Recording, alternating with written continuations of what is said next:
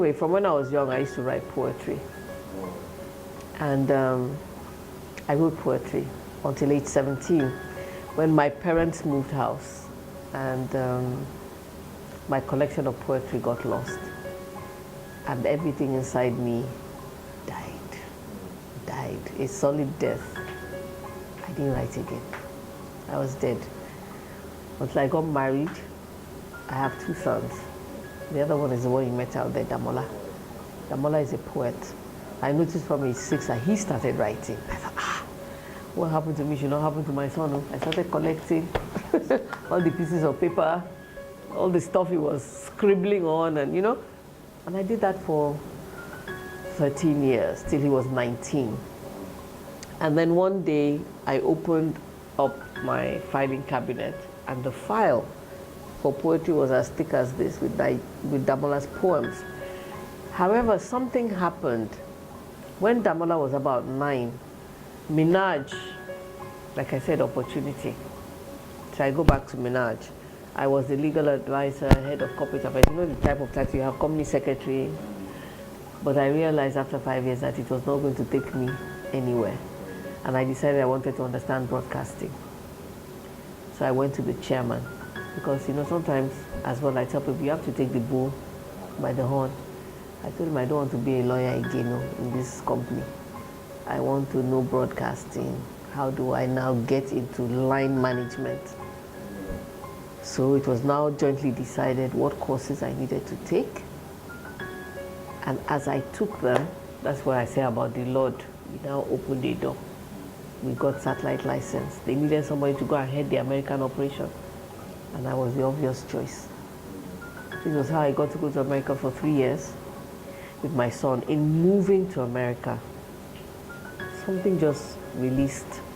I started writing again. And I was writing like mad. Writing poems like, I was trying to catch up for lost time. So that by the time Damola was 19, there was 5 years of my poetry. And then about 13 years of his. So I thought to myself, what am I doing with this? In the meantime, like I said, whatever creative thing you have, engage in it in some way. And that little engagement, do it well. So I didn't know what I was doing with it, but 2 years prior, I had started publishing some of my poetry. And then Wale Soyinka turned 70. Pen Nigeria, which is an association, poets, essayists, and novelists, put out an invitation for, manuscripts. And I sent him three of my poems, and they published all the 3 in a publication called The Melody of Stones in celebration of Wale Soyinka at 70. It was when I knew that my poems could be published in Nigeria. I should try. So I went to the president then of Penn, Professor Femi Oshofiso, and said, sir, I want to do a publication that is a combination of my poetry and my son's. And he said to me, it has never, in the history of Nigeria, it's never been done. I think you should do it. So that became my new project. I did it. I got a friend who's a publisher in America to publish it, put it online because I wanted to be doing online sales. Amazon, you can find it at amazon.com. And we published and, did the book reading and whatever in 2009. Then 2011, I turned 50. And I'm a non-conformist as a creative person. I didn't want to do jollof rice and chicken. I wanted to do something different. I decided to raise money for charity and now got into theater. And so in getting into theater, the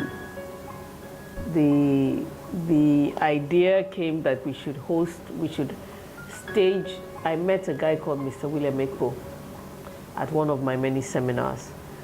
And he came up with the idea that we could dramatize the poetry. I had never heard of dramatizing. I've heard of recital. You get on stage and you recite, maybe with a little music background, but to dramatize it. And he came up with this wonderful idea, put together a stage performance, and we sold out at the museum in 2011. And I thought, okay, I've reached the, where I can reach with it. So let us continue to try and sell the book. And only for 2013, NANTAP Lagos chapter, of which William was a vice chairman, now decided for World Theatre Day to elect me as their Distinguished Personality of the Year. And so they now put it on show. It's called the Duet. And the Duet went on stage for the Festina Festival of that year. And I spent a year.